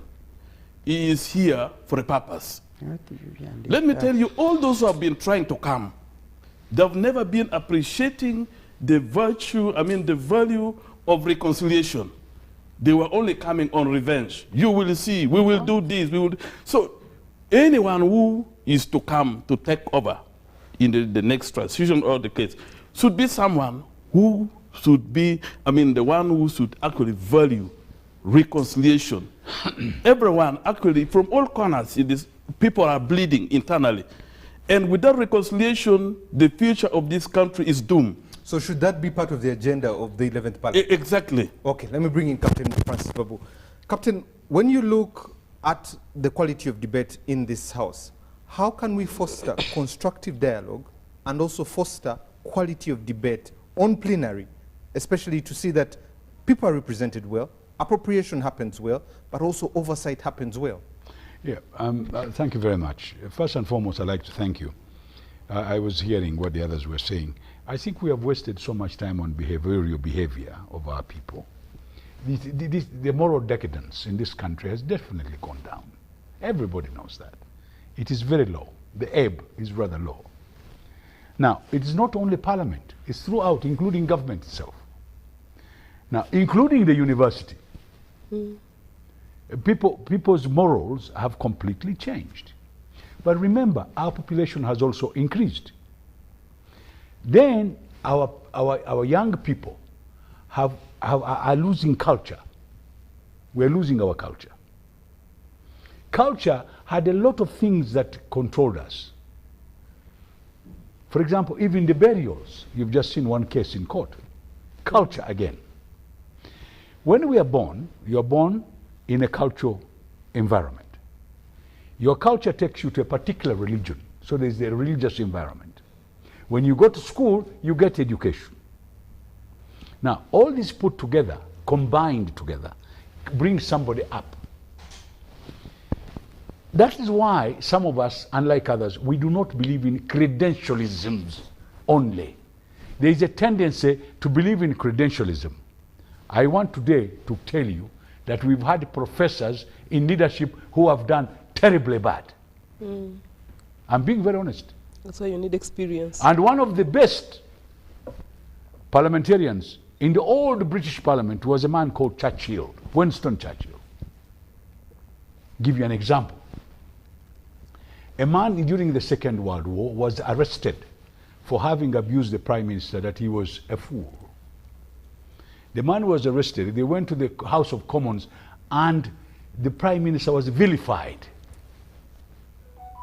After a few minutes, he stood up and said, I don't know why you people are saying this man was arrested because of abusing the Prime Minister. He just turned around and said, no, he was not abused. He was not arrested because of abusing the Prime Minister. He was arrested for putting out the secret of the British that the Prime Minister was a fool during a war. That is a big secret. You don't give it to your opponent to say that your prime minister is a fool during war. I just want to show you the kind of debate we are talking about. Debate is a matter of wits, is a matter of understanding, and is a matter of sitting there. Now, the best debate does not happen in committees. It happens in the plenary. That is where most people would stand up in a short time and address the problem at hand. Now, when we go into behavior, which has been the biggest thing we're talking about. Because it's a software. The hardware Yeah, I'm coming. I was coming to that one. I've told you, before you talk about these behavioral problems, trying to find out where they are coming from. Because there is a place where they are coming from. One, Madame Matembe was talking about the tenure of offices of some people in the country. How long people have stayed in the offices.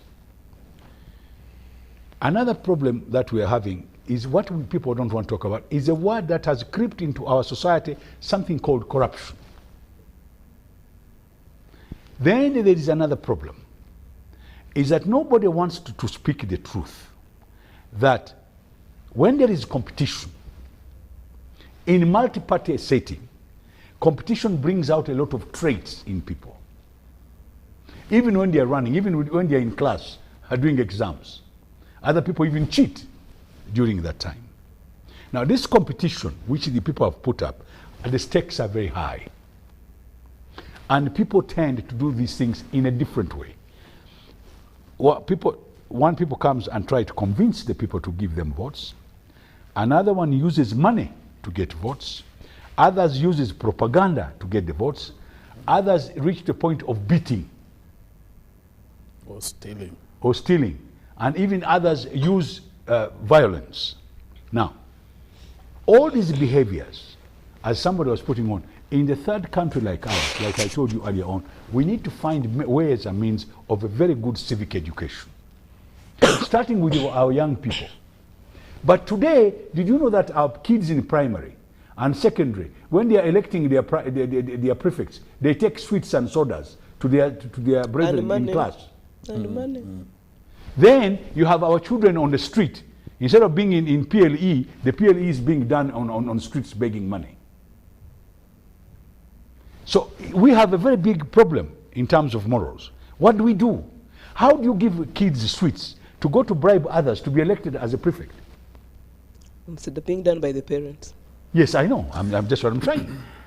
So we're having a problem in the country where we are not giving out civic education, and we're not. You said somebody had asked a question there.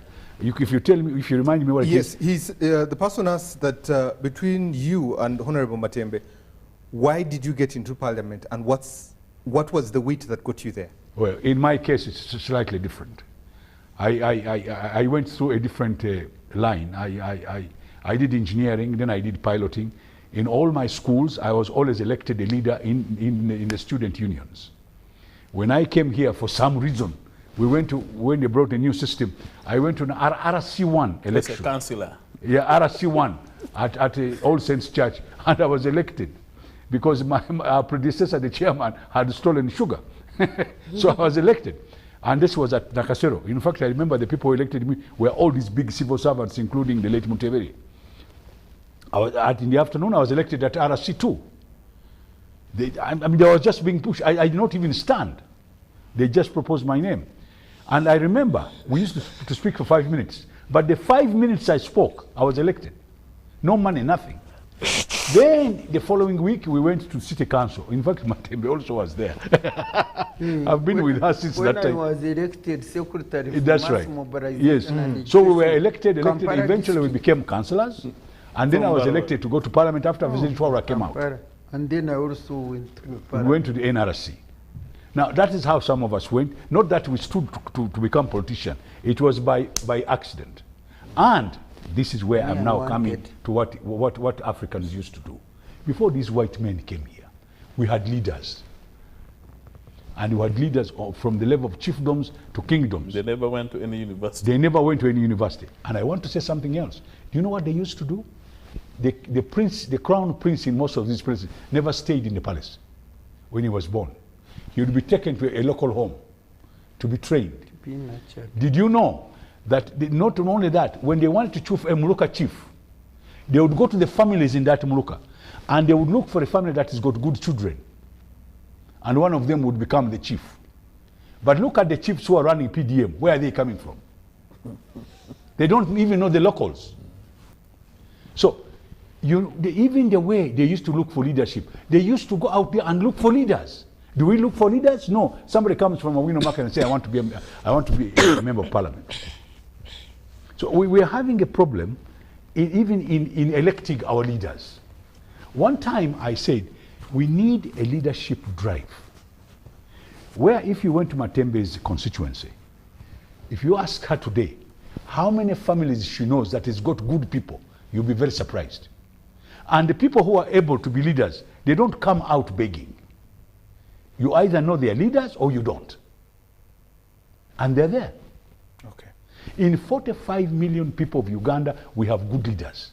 But those good leaders are discouraged with what is going on. By the system. What is going on is not good. You see, they bring people, they go and collect people, put them in certain organization. After 2 years, you start going to parliament to hear them in Kosasi. You get somebody coming from a public relation in Sheraton, you make them the managing director of Uganda Airlines. What do you expect? Okay. Miria, even as we draw to a close, we have spent a lot of time on the software because it's important to deal with the heart. Let's come to the institution itself. How does it get its credibility, its dignity, but most importantly, its independence back? You know, for me, yeah, before I go on that, they asked how I went to parliament. Yes. For me, like you say, I'm one your objectives of going to parliament. I went to, I wanted, for me, I made my mind to, that when I studied, I would become a member of parliament.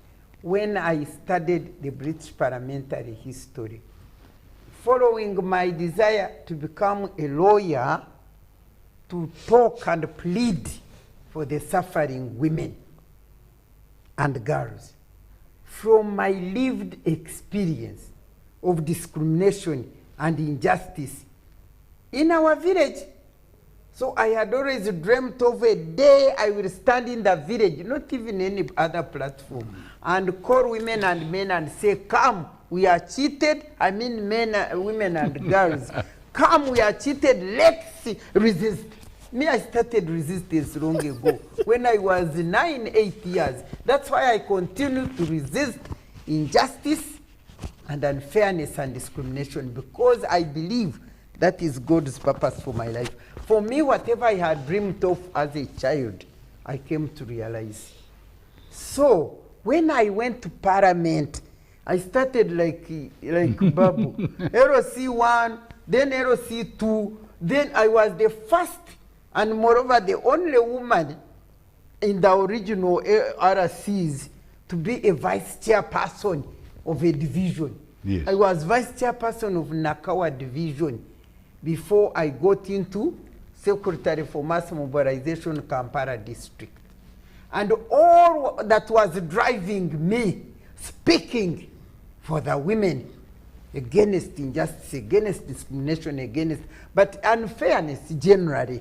So for me, when I went to parliament, I was driven to talk, to work, to ensure that women can be treated as full human beings in their own right. Okay. So I had a purpose, and I can assure you that purpose, whether I rested 18 years ago, but up to now, I continue to play that role. So now the issue is, what is driving the current individual members of parliament or local government, council, whoever, to go into politics? Is it service? I want to say that generally, the current leadership is not people-centered or service-oriented. It is power, self-centered. I, myself, I must go get power to do for myself. And as long as that is, I'm saying generally, some of them are driven by service. But the majority, I mean, you talk to them, you see them, you say, why are you dying? If they don't elect you tomorrow, you will still live. When I contested with this Babu, for us, we wanted to go and make sure that the elderly people of Uganda, on whose shoulder this nation stands or sits, should also be integrated into the development process and system of this country, rather than being considered as reject and thrown there and not being taken care of. That's what we wanted to go and articulate, and we would have secured that, I can assure you. We would have secured the policies, the system, the whatever. We would. We cannot go there and fail. We never failed. But what happens? They come and buy those people, and I can assure you, and I am here. Next time you tell me, do you even know the name of the woman who is supposed to have defeated Miriam Matembe? Do you know that name? We even know it. And it will come at the end of 5 years. She will go home having earned what she earned without achieving anything for the elderly. Okay. Because you are saying, okay, I will finish. Because I'm actually answering that question, that how can we change? How can we make it work? Can you make it work? The parliament and the leaders will work determined, will succeed in serving people, depending on what drove them to go there. If what drives you go there for service, by the way, even without giving money to those people. I've been telling women, but why don't you go, why don't you draw a program of what you want to do for your constituency? What did you want to do? Why don't you draw this program, 3 items or 4 like I used to do, and then go and do them as you come to parliament, so that when you finish 5 years, there will be evidence that you did this, you did that, and did the other, and then they can say, Munangi, ono yatukolera, let us go back. So I don't know how to change these people. For me, what we need to change is the purpose, what drives them there. I mean, even right now they are telling me why they are struggling to fighting the way they are doing in the constituency. Is because they would like to be there at least for 2 terms so as to get pension. Here is Miriam Matembe, here is Babu. We worked 20 years. Yes. We went with nothing. No pension, no gratuity, no nothing. But for them, they are dying. We want to get God that will reward pension. you. God will reward you. Isn't he rewarding me? Isn't, I'm saying God will reward you he's for sure. rewarding us. Yeah, We sure. are here, we are living. But if we can put that into the people who are going there now, to say, please, don't die. You just do what you can, and then the rest God will take care. Yeah, that, you know, when you read the book of Proverbs, chapter 3, yes, verse 3 to 10, it says, those who are loyal and obedient to the word will always be rewarded. And that's why you look healthy. Don't you see us? I want to Matembe is really appreciating you. Reverend, let me stick with you. There is the national agenda, the national legislative agenda. There is the opposition's legislative agenda. The goal is really the Ugandan, to ensure that they have that social transformation you're looking for. How do we get to that goal and unify these agendas? One, I want to say as we conclude now, that this parliament has truly lived its essence. This parliament has provided leadership. This parliament has worked within the constitutional mandate, irrespective of the political divides. I want to also tell you that the current leader of opposition and the opposition members of parliament, they have truly understood that the parliament is a people's home. It is a people-centered, parliament. It is not about pulling ropes and the rest. Because at the end of the day, what have we done for the people whom we are representing? And that's why we see this 11th parliament is quite unique with the other parliament, where you find people are on table, kicking this, like a karate kind of what, no parliament. It is a unique kind of parliament. So we need to say, correctly say, parliament, the 11th parliament has provided leadership and has worked within the mandate of the constitutional mandate. Thank you very much. Lastly, Professor Sarah, solutions to seeing that Ugandans get exactly what they paid their vote for. How do we do that? Yes, thank you very much, Timothy. Maybe I'll just answer this in 4 things. 1, every situation is defined by time and space.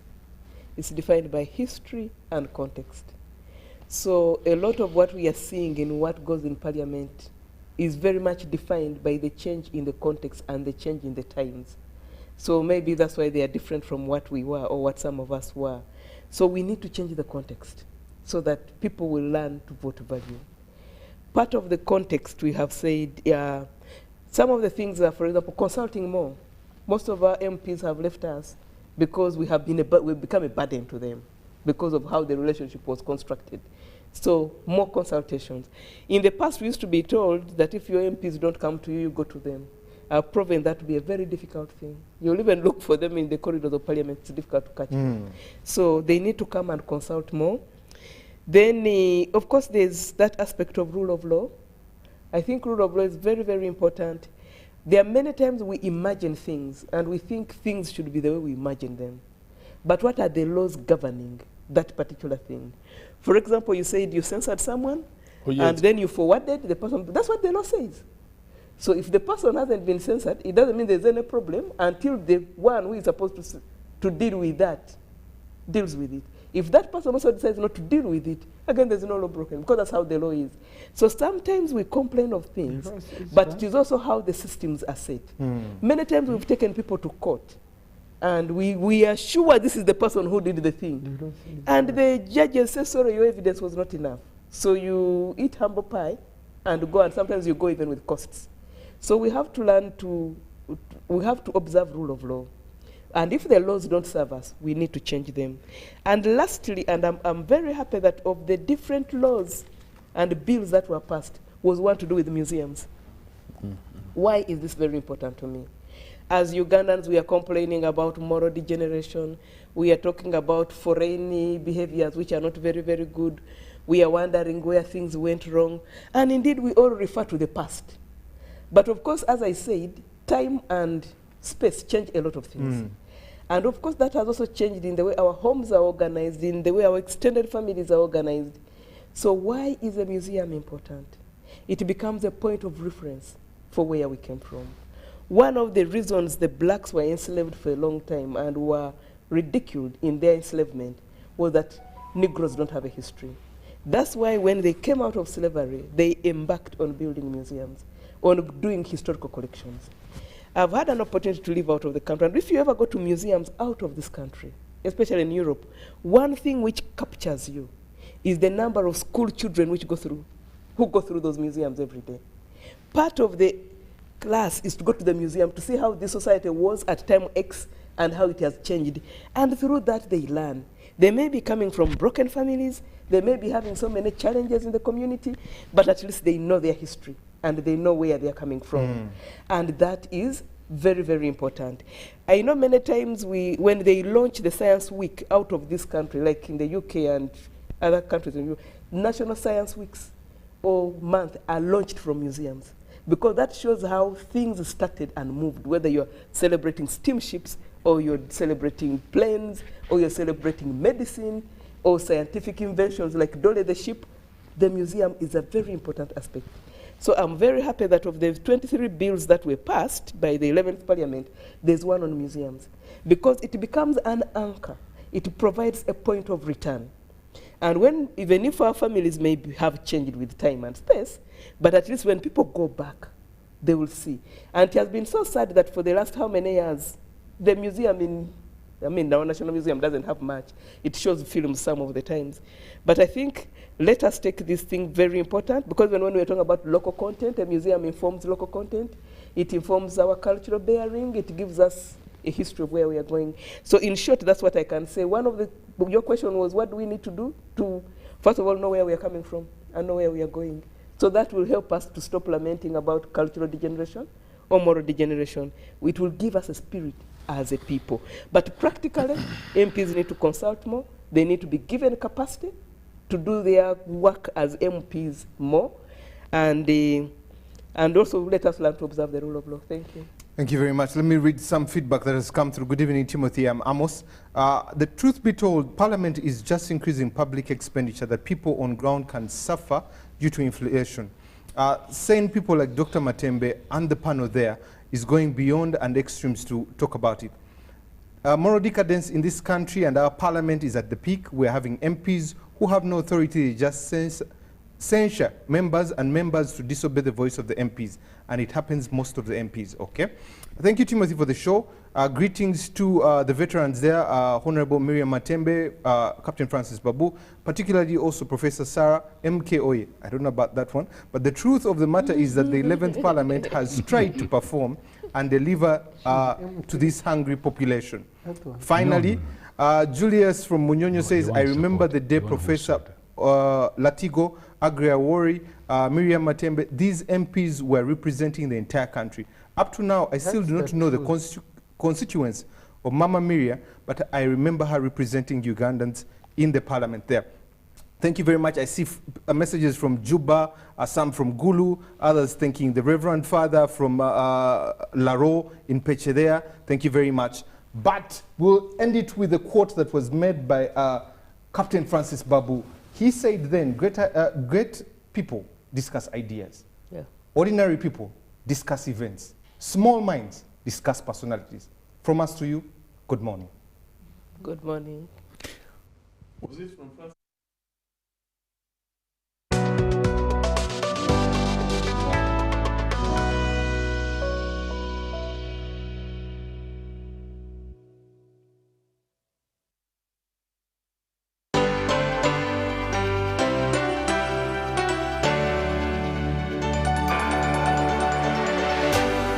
UBC, inspiring Uganda. In fulfillment of the constitutional obligation, which mandates the state to make reasonable provision for the welfare and maintenance of the aged, the Ministry of Gender, Labour and Social Development is implementing the Social Assistance Programme for Empowerment, SAGE, designed to provide income security and reduce poverty among older persons. Over 300,000 older persons in 146 districts in Uganda have benefited from the grants. The income security has made life better